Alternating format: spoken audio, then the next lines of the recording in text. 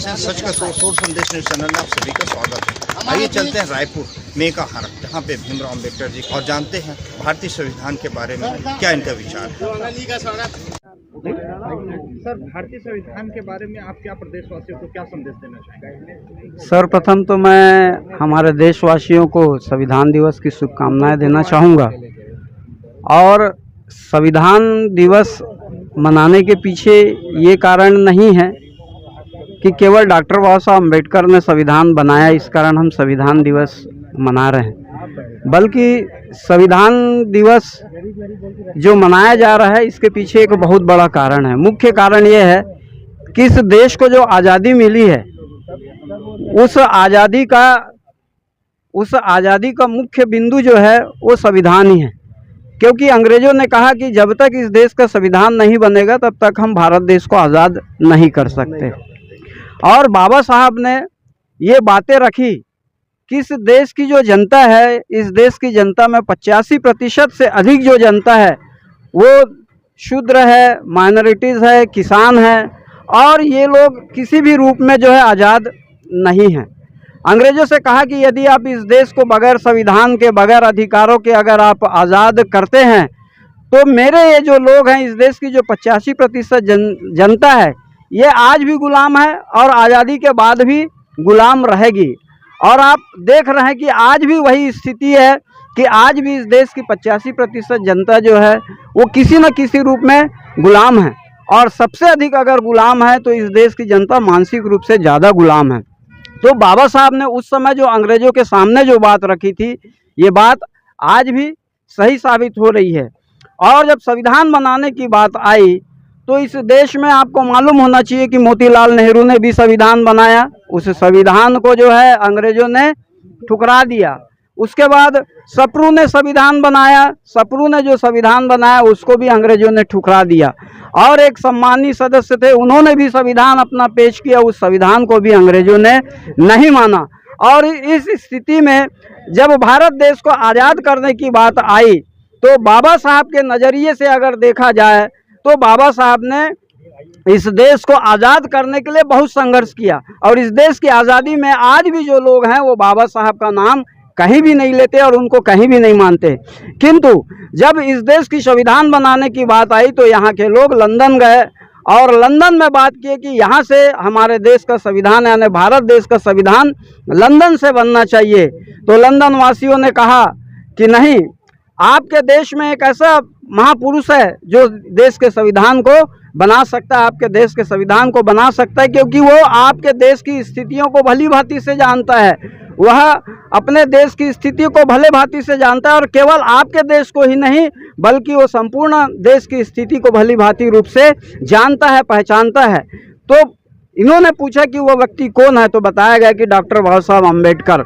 तब इनको मजबूरी में डॉक्टर बाबा साहब अम्बेडकर को संविधान सभा में लेना पड़ा। और जब बाबा साहब ने संविधान लिखा तो उन्होंने केवल SC ST OBC के लिए नहीं बल्कि इस देश की तमाम जनता के लिए संविधान लिखा।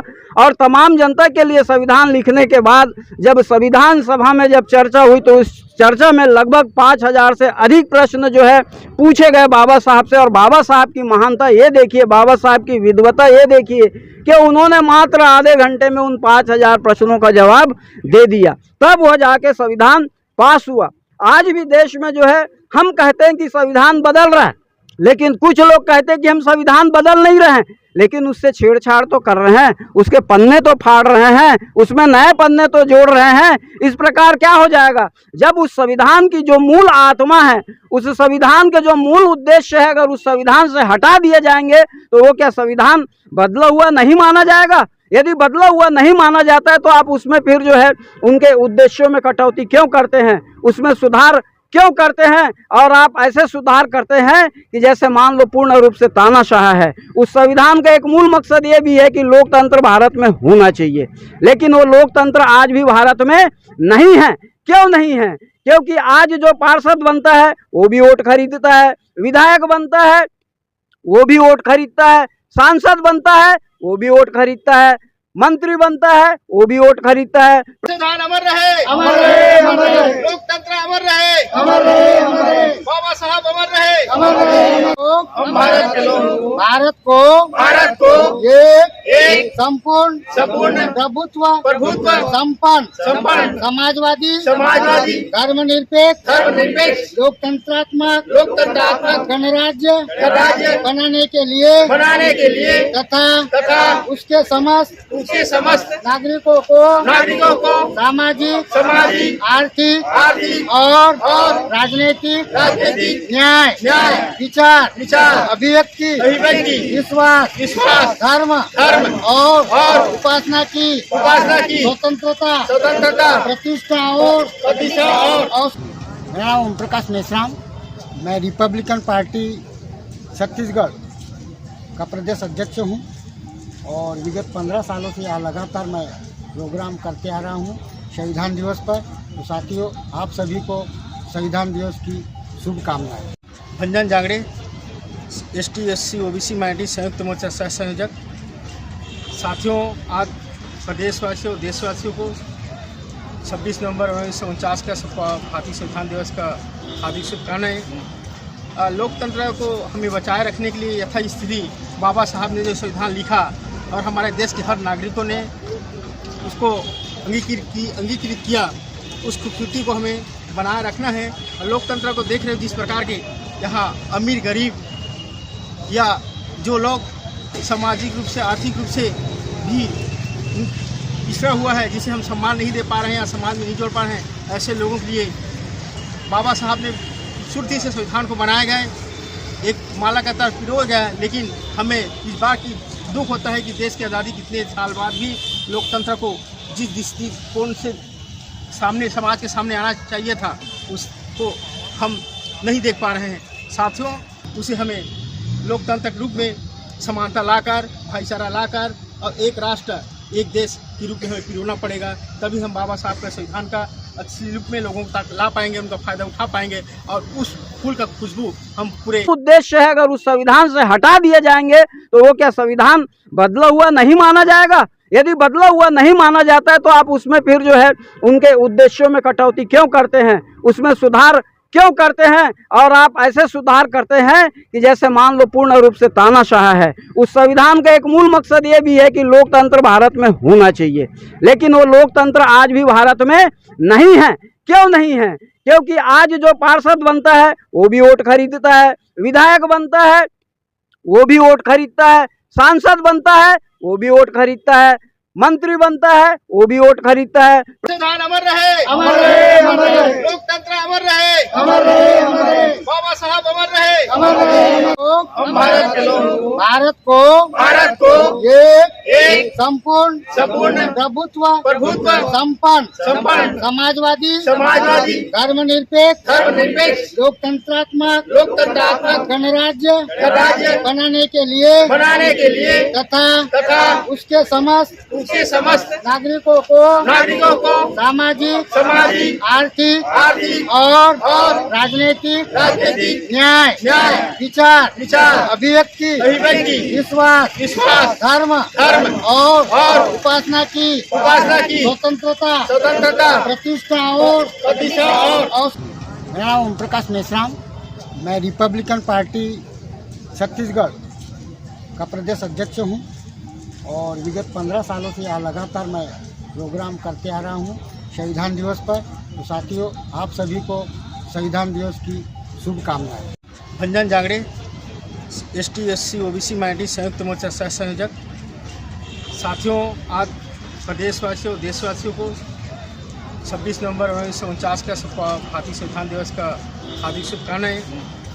लोकतंत्र को हमें बचाए रखने के लिए यथास्थिति बाबा साहब ने जो संविधान लिखा और हमारे देश के हर नागरिकों ने उसको अंगीकृत किया, उस खूबसूरती को हमें बनाए रखना है। और लोकतंत्र को देख रहे हो जिस प्रकार के यहाँ अमीर गरीब या जो लोग सामाजिक रूप से आर्थिक रूप से भी पिछड़ा हुआ है, जिसे हम सम्मान नहीं दे पा रहे हैं या समाज में नहीं जोड़ पा रहे हैं, ऐसे लोगों के लिए बाबा साहब ने खूबसूरती से संविधान को बनाया गया, एक माला का तरफ पिरो गया। लेकिन हमें इस बात की दुख होता है कि देश की आज़ादी कितने साल बाद भी लोकतंत्र को जिस दृष्टिकोण से सामने समाज के सामने आना चाहिए था, उसको हम नहीं देख पा रहे हैं। साथियों, उसे हमें लोकतांत्रिक रूप में समानता लाकर, भाईचारा लाकर और एक राष्ट्र एक देश के रूप में हमें पिरोना पड़ेगा। तभी हम बाबा साहब के संविधान का अच्छी रूप में लोगों तक ला पाएंगे, उनका फ़ायदा उठा पाएंगे और उस फूल का खुशबू हम पूरे समाज में दे पाएंगे। आप लोगों से निवेदन है कि भारतीय संविधान को जन तक पहुँचाएँ और उनको लोगों तक पहुँचाएँ और उनमें जो सुरक्षित उनके हक अधिकार है आम लोगों को जानकारी दे। इसी साथ में अपने विचार में यह व्यक्त रहना चाहता हूँ। जय भीम, जय भारत। और आप लोगों अंतिम में भारतीय संविधान दिवस का आप लोगों को बहुत बहुत बधाई देता हूँ। एक बार परिचय देंगे सर, परिचय देंगे। एडवोकेट भजन कुमार जांगड़े, संयुक्त मोर्चा छत्तीसगढ़। जी धन्यवाद। मंत्री बनने की बात आती है तो विधायकों को खरीदा जाता है, विधायकों को खरीद कर मुख्यमंत्री और सरकार बनाई जाती है। तो ये लोकतंत्र कहाँ पर है? आज राज्यसभा सदस्य बनाए जाते हैं, राज्यसभा में सांसद बनाए जाते हैं, तो उस राज्यसभा में जो सांसद बनाए जाते हैं वहाँ भी खरीद फरोख्त होती है। आपको मालूम होगा कि क्रॉस वोटिंग होती है। ये क्रॉस वोटिंग क्या है? कुल मिला के यह है कि हम अगर किसी को वोट देते हैं तो हमारे वोट सही आदमी को नहीं जाते। सही आदमी को इस कारण नहीं जाते, अगर जिस आदमी को हम सही मानकर भी जिताते हैं तो वो आदमी कहीं ना कहीं बिक जाता है। और इसका मूल कारण यह है कि हमारे जो लोग, जिन्हें आज गरीब कहा जाता है, इन गरीबों को किसी न किसी रूप में फांसा जाता है, किसी न किसी रूप में लालच दी जाती है। तो लोकतंत्र अगर लालच से चलेगा तो कदापि वो लोकतंत्र नहीं हो सकता। और इस प्रकार भारतीय संविधान की जो है हत्या की जा रही है। और ये जो है धीरे धीरे जैसे हलाल करते हैं ना, धीरे धीरे छुरी चला रहे हैं, उस प्रकार इस देश में जो शासन करता है वो संविधान को हलाल करने की कोशिश कर रहे हैं। कहने की तो बहुत सारी बातें हैं, लेकिन समय नहीं है उन बातों को रखने का। फिर भी इस देश की जनता को आगाह करने का समय है कि वो अपने एक वोट को, जैसे बाबा साहब ने कहा था कि पहले शासक जो है रानी के पेट से पैदा होता था, लेकिन आज शासक एक मेहतरानी के पेट से भी पैदा हो सकता है। कि सभी के वोट की बराबर कीमत है, तो अपने वोट की बराबर कीमत को मानते हुए किसी लालच में ना आए। शराब में, मटन में, मुर्गों में बिकने वाले सावधान हो जाओ।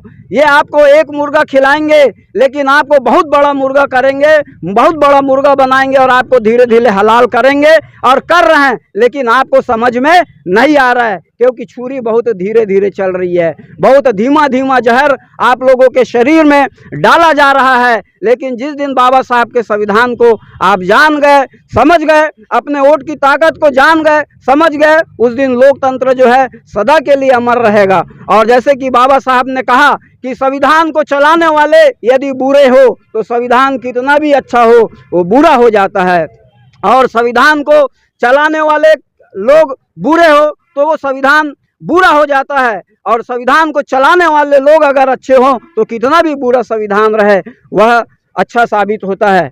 आज संविधान दिवस के रूप में आप सभी को पुनः बधाइयाँ प्रेषित करते हुए मैं आप लोगों से अपील करता हूं कि अपने लोकतांत्रिक मूल्य को पहचानिए और संविधान के प्रति अपनी श्रद्धा को रखते हुए संविधान में जो भी प्रक्रिया उसको बदलने की हो रही है, धीरे धीरे हो रही है, उसका विरोध पुरजोर रूप से करना चाहिए। इसी के साथ मैं अपनी बात समाप्त करता हूं। जय भीम, जय बुद्ध, जय भारत।